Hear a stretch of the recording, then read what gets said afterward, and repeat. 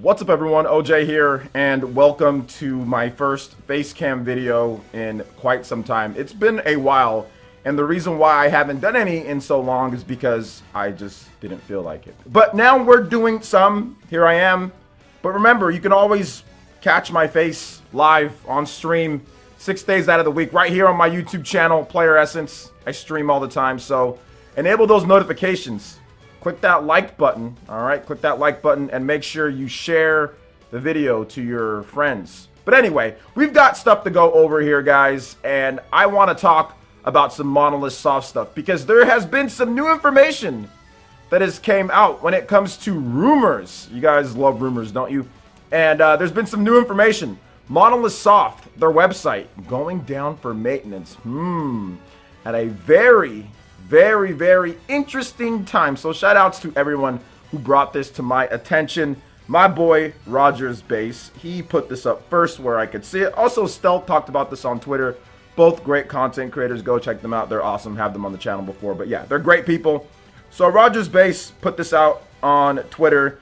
He stated that the Monolith Soft website will be going down for server maintenance on September 8th. Now, why is that date so interesting? Other people have came out and stated that September or early September or September 8th might be a good date for a Nintendo Direct to be happening. That is next week as of the time that I'm recording this video, and it's been heavily rumored, and I've also discussed it myself, in addition to some sources that I do have, that Monolith Soft's next game could be revealed this year. We did see what was going on with the music producer, Yasunori Mitsuda, what he talked about earlier in the year, blurring out some sections of what he was working on. He stated that the next big project, he's started to work on that.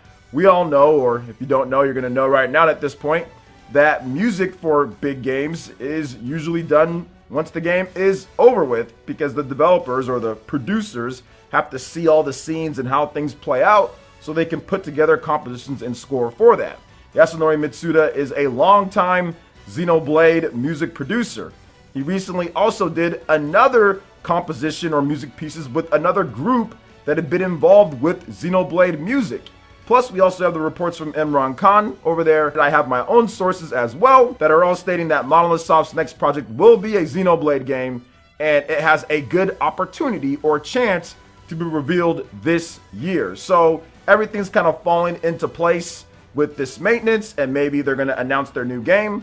And the big thing with this, why it's getting so much attention with the maintenance and the website, is that Nintendo really wants to push this next game. This is the next step for Xenoblade. This is not going to be, okay, it's like Xenoblade Chronicles 2 and has some of the issues, the graphical type of stuff. This is going to be a bigger budget type of JRPG where Nintendo actually goes in more. Because for those who don't know, Xenoblade Chronicles 2 was not a massive budget RPG. Now, Nintendo marketed it and kind of put it out there like it was, but it actually wasn't. It was the talent at Monolith Soft that made it seem that way with what they're doing, just the storytelling and everything. The last time that they did that was actually Xenoblade Chronicles X. That was their big budget, huge, everyone is in for this one. The Xenoblade Chronicles 2 game was made by a little bit of the side team, about 40 people or so, with some supervision from the top brass. This new game is apparently going to be a all-in, let's try to push this to a 3 million plus seller type of game, a major franchise for Nintendo. You combine that with what they're doing with Pyra and Mythra, making sure Pyra and Mythra got into Super Smash Brothers, and it all kind of lines up at this point. But it could just be normal server maintenance for their website. I mean, there's always that opportunity or that type of possibility that it's just that, but it's something that we don't really see too often, and it has a very interesting date. So I would guess that Nintendo's trying to make this the next big thing for them, because I think there's some opportunity.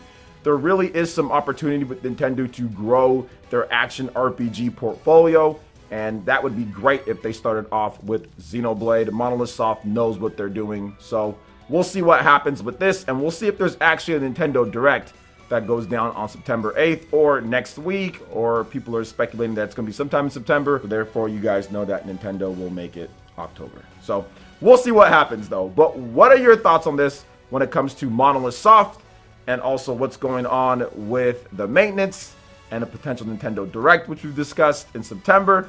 I'd love to hear what you guys have to say in the comment section below. All right, so moving on to the next topic here, guys. A game that I'm actually really excited about, Nickelodeon All-Star Brawl, where you use children's cartoon show characters to mercifully beat the crap out of each other. Yes, we've got a release date for this game, and it's coming sooner than you would expect for it. So Nintendo everything had the beat on this one, but this is actually up on the eShop for all to go see. So Nickelodeon All-Star Brawl appears to have this release date, and it looks like it's going to be October 5th. Now, this is the first time that we've heard about any type of release date when it comes to this game. I thought it was going to be a November type of game just based on the slow play of characters and what they're doing, but it seems like it's going to be here early next month. So it seems like they're going to ramp up things quite a bit. We did get the announcement of April O'Neil for the game, and also CatDog is coming to the game as well, so pretty cool too. Plus, we also have a file size for the game as well. Now, according to them, it's going to be 2.9 gigabytes on the Nintendo Switch. That is a perfect file size for those that are trying to save on space. Obviously, with Nintendo Switch, doesn't have as much default or stock memory. Memory cards are cheap out there, but that's really good. 2.9 gigabytes, under 3. That's solid. And it's going to be $49.99, and it's going to come in all the different languages and everything. So not only do you get $10 off normally what you would get for a new game, but it's also a very small file size as well. So we do know there's going to be about 6 more character reveals. There have not been any avatar reveals yet. I do feel that Avatar is going to be in there. I think there was even a leaked image of what's going to be the rest of the characters, some of the unannounced characters, so you guys can seek that out. It's on Twitter and everything. But this game is intriguing because apparently it has rollback netcode, and it's also made by the developers who made Slap City, which is a really good Super Smash Bros. Clone. And I think that for those that are maybe a little bit tired of playing with the netcode that Super Smash Bros. Has, which can work when you're close and you've got good internet with nobody else on, but obviously runs into issues when there's some distance and somebody else is using the internet, or if you're using like Wi-Fi, definitely some issues with that.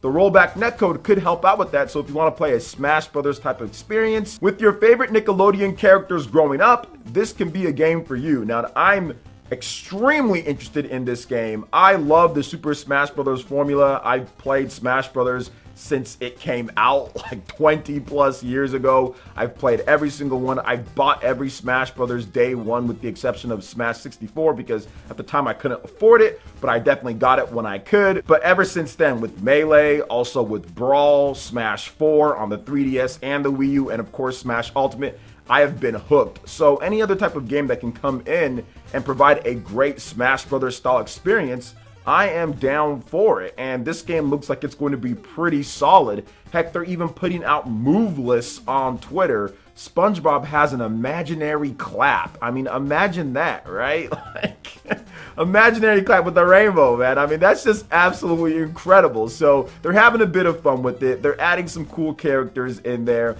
and it has a lot of style and personality. And heck, the actual environments and the backgrounds and like the different locations you can fight in seem really cool too. So this could be the next big platform fighter out there for people to play, especially if you're trying to be like an online warrior, Wi-Fi warrior. This could be the game out there for you. I know I'm going to be trying it out. So what do you guys think about the release date for Nickelodeon All-Star Brawl, October 5th, the small file size, and some of the characters they could be adding into the mix? Who do you want to see get added in next?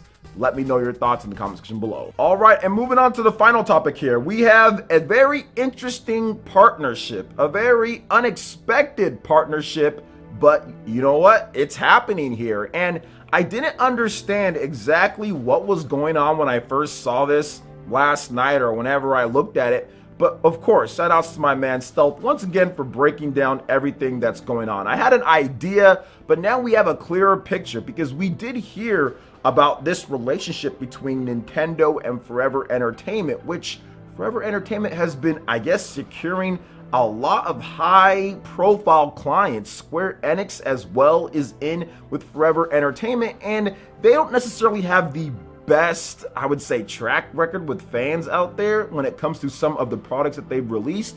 but there might just be something, which I'll talk about in just a bit here, but there might just be something that Forever Entertainment has cooking in the basement that is making these companies like Nintendo and Square Enix want to sign up and invest into what they've got, which we also discussed on the Spawncast a number of weeks ago. So Stealth had this to write about Nintendo and Forever Entertainment's relationship. It appears the deal between Forever Entertainment and Nintendo is basically for a Nintendo specific team within Forever Entertainment. So what that means is that Nintendo is going to take one of their teams of guys, a dream team, a small covert ops ninja crew, and they're going to put that team within where Forever Entertainment is working. I guess they're a European company, so they're gonna put them there and then work with them on different projects.